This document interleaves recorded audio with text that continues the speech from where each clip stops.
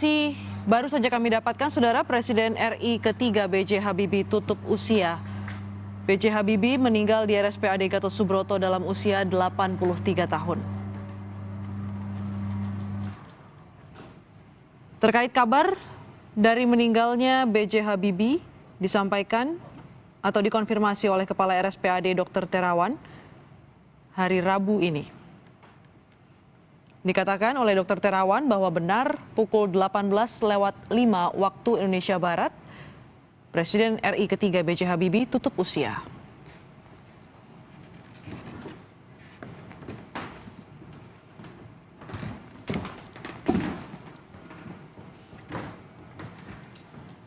Presiden ketiga Republik Indonesia B.J. Habibie telah dirawat di Rumah Sakit atau RSPAD Gatot Subroto sejak 1 September 2019. Sebelumnya B.J. Habibie yang telah berumur 83 tahun ini sempat beberapa kali mendapatkan perawatan intensif, baik di dalam maupun di luar negeri.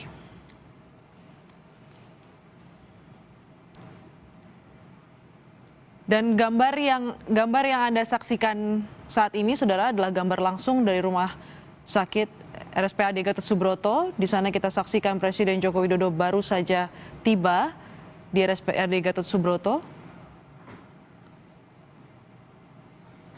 Presiden Jokowi tiba di RSPAD bersama anak sulung, yaitu Gibran Rakabuming Raka dan juga Ibu Negara Iriana Jokowi.